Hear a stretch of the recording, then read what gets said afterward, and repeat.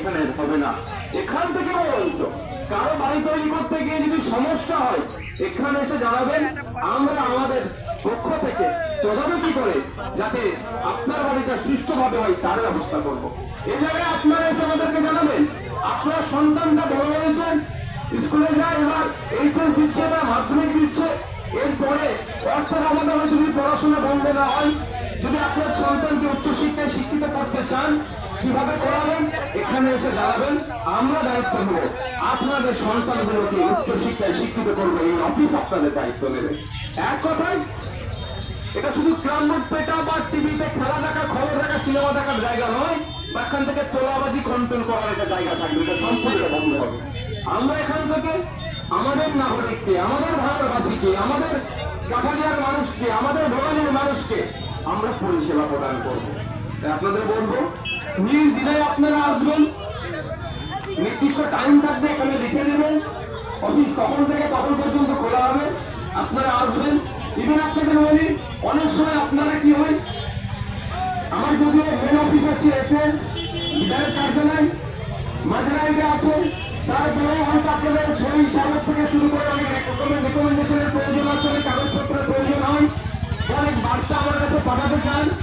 আপনাদের বলবো যদি আমাদের অফিসে যেতে অসুবিধা হবে, সময় সাপেক্ষের ব্যাপার, আপনারা এখানে এসে এই অফিসে জমা করে যার কাছে জমা করে দেবেন তার নাম্বারটা আপনারা নিয়ে রাখবেন এবং দেখবেন তারা একদিন করে ফোন করবেন, এই আপনার যে রেকমেন্ডেশন আমার কাছে পাঠানোর চেষ্টা করেছিলেন আপনার রেকমেন্ডেশন আমার কাছে পৌঁছে গিয়েছে, এবং যে সমস্যার জন্য আসবেন আমার সর্বোচ্চটা সেটা সমাধান হবে, আপনাদেরকে এটা বলতে পারি। আমি আবারও রিপিট করছি, আমার এখানে যারা নেতৃত্বরা আছে এটা আর 5টা পার্টি অফিসের মতো হবে না। আমরা বিকল্প সমাজ ব্যবস্থা পরিবর্তনের জন্য রাজনীতির ময়দানে এসেছি, আমরা সবসময় বিকল্পের ভাবনার দিকে যাচ্ছি। এই পার্টি অফিস থেকে আমরা একটা নির্দিষ্ট দলের পার্টি অফিস, কিন্তু এই পার্টি অফিস থেকে আমরা পরিষেবা দেবো সর্বজনীন, সার্বিকভাবে, কোনো কুক্ষিগত নয়, যার প্রয়োজন আসবে এখান থেকেই তাকে আমরা পরিষেবা প্রদান করবো, এটা যেন আপনাদের মাথায় থাকে। সেই ভরসা আশা নিয়ে আজকে পার্টি অফিসে উদ্বোধন করেছি।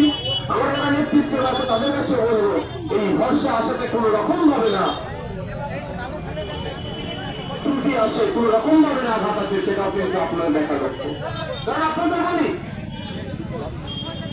লোক মানুষকে ধ্বংস করে দেয়, সাময়িক সময়ের জন্য লোক করছি আমরা, অনেকে লোক করে আইএসএফের ছায় থেকে নিজেকে গুছিয়ে নেওয়ার পরে অন্য জায়গায় চলে যাচ্ছে। দুটো একটা দিন কিন্তু মিডিয়াতে সুখ ভালো তার চর্চা হয়, দুটো একটা দিন পরে তাকে কিন্তু আর দেখা যায় না, কারণ স্বাভাবিকভাবে যারা এই ধরনের কাজ করে স্বার্থপর চিন্তা ভাবনা নিয়ে চলে তাদেরকে মানুষ সমাজ তাদেরকে ছুঁড়ে ফেলে দেয়। তাই বলবো লোক আমাদের মনের মধ্যে না চলে আসে। সকলে ভালো থাকবেন, সুস্থ থাকবেন। মায়েদের বলবো আপনাদেরকে আবারও বলছি, বিগত দিন থেকে বলে আসছি, অর্থের অভাবে কোনো বাচ্চারা পড়াশোনা বন্ধ নয়। এমনি হয়তো সবসময় আপনাদেরকে সেই সহযোগিতা আমার পক্ষে যে আমার ক্যাপাবিলিটি, যে ক্যাপাসিটি তার থেকে দাঁড়িয়ে হয়তো পারি না সব করতে, কারণ আমার ক্যাপাসিটি অনেক বাইরে ডিমান্ড এসে যায়। কিন্তু একটা কথা আমি বলে যাচ্ছি, এত মানুষ ক্যামেরা করছে, নির্দ্বিধায় আপনাদের বাচ্চার পড়াশোনার জন্য আমাকে বলবেন, ওখানে কোনো ক্যাপাসিটি আমি মানবো না, কোনো ক্যাপাবিলিটি মানবো না, আমি আমার সর্বোচ্চ দিয়ে আপনাদের বাচ্চাদের পড়াশোনার দায়িত্ব নেব। আমরা চাই ভাঙড় থেকে আগামী দিনে ডিএম হোক, ভাঙড় থেকে আগামী দিনে এসপি হোক, ভাঙড় থেকে আগামী দিনে থানার বড়বাবু হোক, ভাঙড় থেকে আগামী দিনে বিডিও হোক। ভাঙড় এখনো আছে, জয় বিডিও আছে, বিভিন্ন র্যাঙ্কে ভাঙড়ের ছেলেরা যেমন চাকরি করছে, আরো বেশি বেশি করে হোক। ভাঙড় পথ দেখাক রাজ্যকে, এটা চাইব। আর ভাঙড়ের মেধা সম্পন্ন ছেলেরা আছেন, অনেকের সাথে আমার নিয়মিত যোগাযোগ আছে, তারাও চাইছে এখানে একটা কিছু করার। এখানে আমরা সেটাও চেষ্টা করছি আগামী দিনে যাতে বিসিএস কোচিং এর কোন যদি ব্যবস্থা করা যায়, এখানকার ছেলে মেয়েরা এখান থেকে কোচিং নিয়ে যাতে রাজ্য সরকারের বিভিন্ন যা সরকারি পোস্টার আছে সেগুলো হোল্ড করবে, সেখানকার থেকে বার্তা ভাঙড়ে দেবে। ভাঙড় মানে বোমগুলি পিস্তল নয়, ভাঙড় মানে শিক্ষা, স্বাস্থ্য, কর্মসংস্থান, সেটা আগামী দিনে তৈরি হবে। তবে আপনাদের সাথ ছাড়া আমি তৈরি করতে পারবো না। আশা করছি আপনারা আমাদের সাথ দেবেন। শেষ করে একটা কথাই বলবো, যারা রাতের অন্ধকারে ঘুরতে ভালোবাসে তারা দিনের আলোকে ভয় পায়, পছন্দ করে না। ভাঙরে কিছু এই ধরনের কিছু এলিমেন্ট আছে, অল্প কিছু এলিমেন্ট আছে যারা এই রাতের অন্ধকারে ঘুরতে ভালোবাসে, অর্থাৎ নোংরামি, হিংসা, মারামারি, খুন খারাপি করে তারা টিকে থাকতে চায়। তাদের গুটি কয়েকের জন্য আজকে 4 লাখ 4.5 লাখ ভারতবাসীর কপালে খারাপ দাগ এসে যাচ্ছে। এটা হতে দেওয়া যায় না। 4.5 লাখ 4 লাখ ভারতবাসী এক হয়ে ওই গুটি কতককে আইনের মাধ্যমে সাহায্য করা হবে। তার প্রসেস তো চলছে, নিশ্চিত জানেন। কটা ঘুরে এসেছে, আরো কটা লাইন আসি যাবে। আপনারা যদি সাথ দেন এগুলো ভাবতে হবে। ধন্যবাদ।